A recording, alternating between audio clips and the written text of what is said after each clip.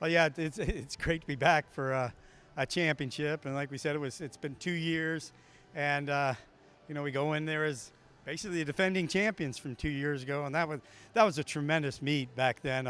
Both our men and women really put it all together. One of the best, I think, performances we've had in terms of really getting everyone to go on all cylinders and do things they can. Good. So excited to be in there. It's going to be a pretty tough meet because there's a lot of teams that are looking pretty even across the board, especially on the women's side. There's probably about 6 or 7 schools that are probably thinking, hey, maybe I got a shot at this. And so that's going to make it very interesting. And also because kind of the shorter season and the way it's kind of, gone back and forth, there'll be a lot of surprises there. And we're hoping we're the ones that are going to bring in a lot of the surprises. Yeah, so our returners right now in terms of being MAC champions, you got Cole Weigel.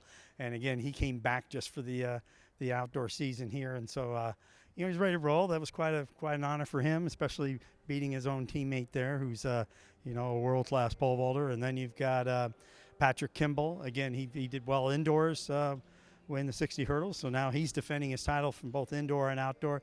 And then Sarah Foster with the heptathlon. Again, we've got a little smidgen here and there, some people on the relays and other activities. It's going to be interesting. Again, we're some parts we'll be physically. We'll see where we're at. We're right on the edge in some individuals where we're putting that together, and so they're really going to have to just kind of, take a deep breath, go after it, and keep ourselves in that mode we're supposed to do. But, I'm excited about it because I think there's a lot of people that are going to come out of the woodwork on our team.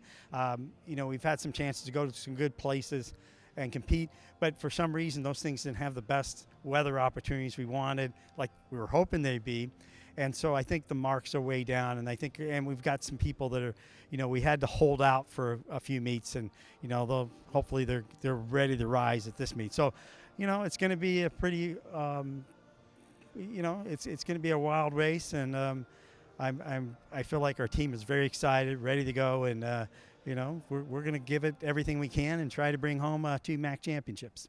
Well, I think, when I look at our middle distance group and stuff like that, they've really done a great job here, both men and women's side on that.